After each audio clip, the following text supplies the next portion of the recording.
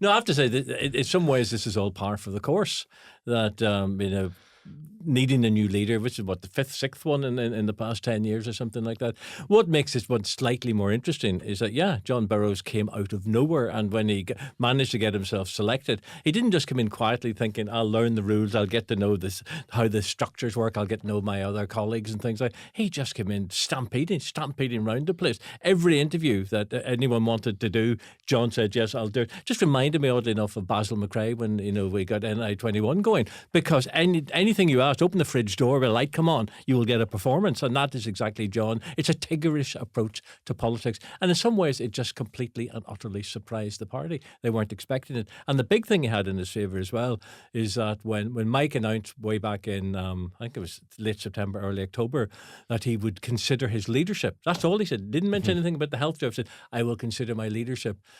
Jon Burrows took that as a green light. He just decided there's going to be an election contest. We don't know who's going to be in this. He looked at the assembly team, thought there's only 2 or 3 possibilities here. I may as well have a go. And he started making noise. And by the time they got round to confirming the details of the election, he had got so much momentum. Momentum isn't necessarily a wonderful thing in terms of how good a leader you'll be, but it gives you a big advantage in what is basically a small electorate. And that's, I think, why he got it. He got it because he'd made himself look almost unstoppable. And by the time Robbie Butler, who should have announced immediately, right at the very beginning, it just was too late. People had already shifted to Burroughs by the time Robbie was phoning them. But this isn't a students' union election. This is a serious political party with a serious political history. Now, clearly, people take in, I suppose, professional candidates, celebrity candidates, but no one joins Sinn Féin and finds themselves the leader in 6 months. Do you know what I mean? They may parachute someone in as a candidate,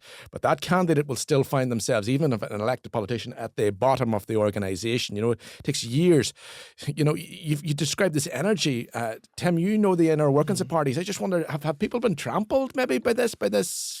Well, you say it's unusual in Northern Ireland politics. And it is, but it's not unusual in the Western world for someone to come from nowhere and become the leader of a party. So the Canadian Prime Minister currently is Mark Carney. Mark Carney, we know him from being head of the Bank of England. He was a special advisor to Justin Trudeau, the then Prime Minister.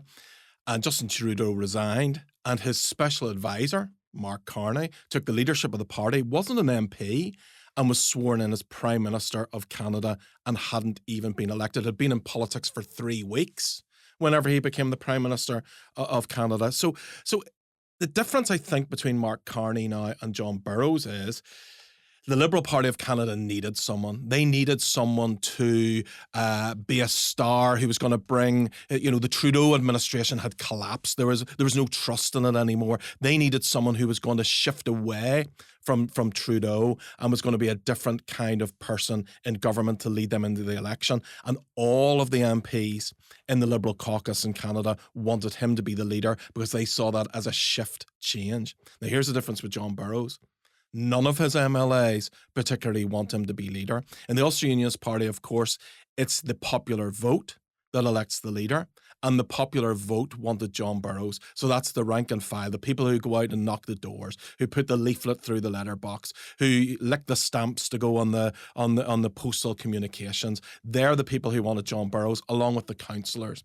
Councillors wanted that more robust style that Jon Burrows offered, but his MLAs didn't want him. So he's in a slightly different position to Mark Carney. Mark Carney, every single MP wanted him because they saw it as a shift and a change.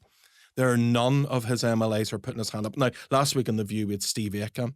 It almost had to be dragged out of him on the BBC that he was happy for Jon Burrows to be leader of the party. And then he put out a tweet very hastily while he was on the show congratulating Jon Burrows. So that's where the problem for Jon's going to be. It's going to be very difficult to lead if your MLAs don't want you to lead. You need people to speak in debates. You need people to go on the various political shows across all of our media in Northern Ireland. You need people to be putting out statements. You need people that you can rely on to go into the chamber, that when there's an agreed position in your Monday morning MLA meeting, that those people are going into the chamber, going onto the airwaves, going on to podcasts like this, going on to the BBC, and they're saying exactly what the agreed line is. Because there's been a difficulty for Ulster Unionist Party leaders in the past. We saw this with Doug Beattie just most recently. The leader goes out and does everything. because they don't trust anybody else to do it. So they're on Nolan, they're on Talkback, they're on the BelTel podcast, they're putting out statements which are being covered by Sam and others in the newspaper. They're the only person speaking. And then there's overexposure. And then that gives people who are in disagreement with you the opportunity to try and put a bit of blue water between you and them, to try and agitate a little bit. And my fear for Jon Burrows is we could see that repeating, because his MLAs don't back him, they're not fully on board, and he needs them to be. So I think in the next 2 or 3 weeks, he needs to be a canny operator to try and re-engage with his MLAs and see how he can get them back on side to be able to be his foot soldiers. I think it's going to be a difficult task for him. Can I just add in something to that? Just 2 things.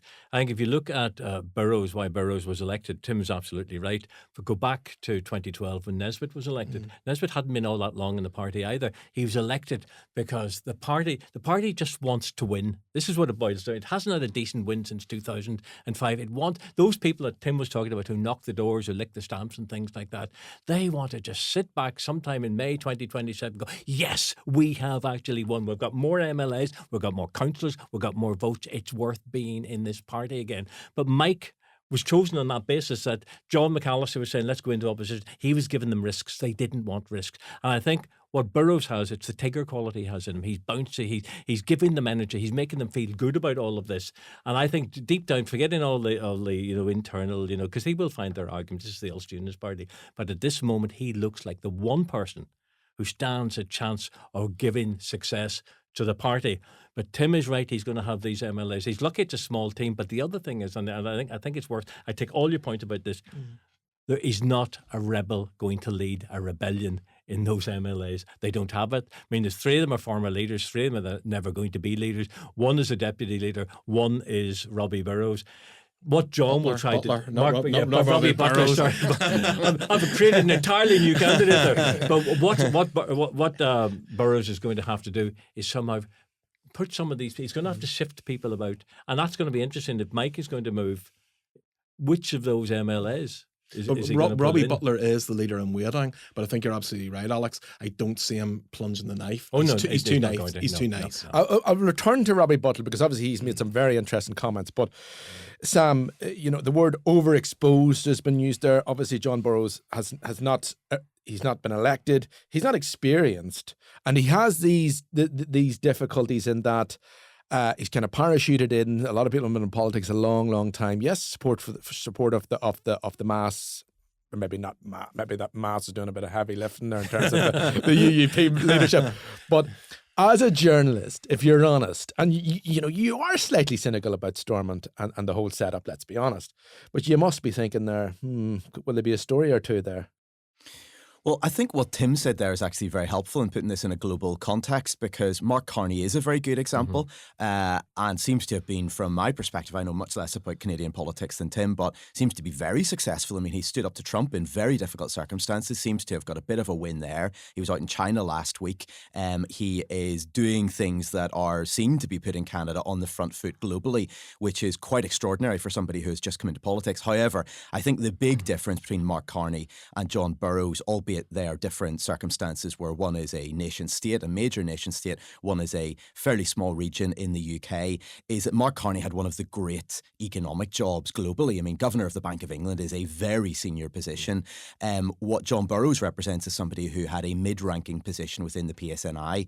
Now, that's not to in any way diminish his abilities. I think what he's done is in many ways extraordinary. He has shown up a lot of MLAs in all parties because he has shown them, look, this is what a backbench MLA can do. A bit like Timothy Gaston, you don't need to be leader, you don't need to be minister, you don't need to be opposition spokesman for this or that.